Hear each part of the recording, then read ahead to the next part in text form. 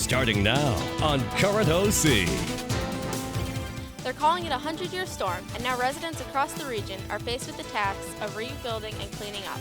I'm Shannon Farrell, and our crews were there as Hurricane Sandy made landfall at Ocean City.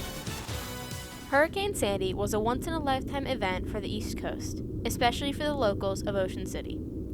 An evacuation was in effect, requiring people to be off the island by 4 p.m. Sunday, October 28th.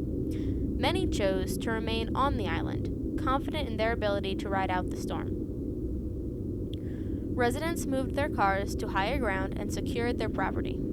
The downtown businesses were boarded up, and many shop owners showed their resilient spirit by spray painting messages to the storm. A popular parking space was the Superfresh at 9th and West, as well as the parking lot across from Ocean City High School.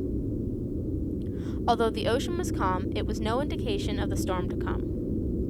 During the storm, winds reached speeds of 80 miles per hour, and the water reached levels that most residents had never seen before. At 6th and Boardwalk, the water rose to cover the tops of fire hydrants. During the highest tide on Monday night, the ocean met the bay across the island. Streets, alleys, parking lots, garages, and homes were flooded. Residents were not allowed back on the island until Wednesday morning. Locals trying to get in were required to show proof of residence. Debris littered the city Tuesday afternoon. Items had washed out of people's homes, boats shifted from their docks, piles of sand and wood collected in the streets, and power lines snapped. Dunes were wiped away by the forceful flooding.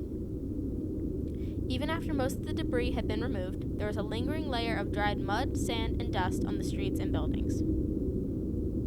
Some of the first people back to work were predictably the cleanup crews. One tree on the 400 block of Central Avenue fell Monday night, tearing up the sidewalk, but hitting no houses or power lines. A crew was at the location by Tuesday afternoon, and by Tuesday evening, there was nothing left but a stump. Trees were a major concern for many residents, but within a short amount of time, streets that had been blocked were clear and safe. Sand brought in from the ocean tides covered the streets for days, while cleanup crews worked tirelessly to clear them. In many areas, pumps were being used to reduce the residual flooding. The postal workers returned to work quickly. As early as Wednesday morning, the mail was delivered.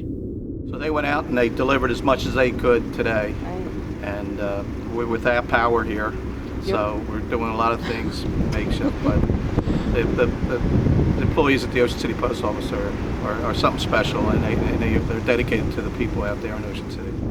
Throughout Hurricane Sandy and her aftermath, people have been openly reaching out to support one another. While the landscape of Ocean City has been altered, its residents have proved to be resilient people. If you would like to donate to the relief effort, please contact OCNJ Care.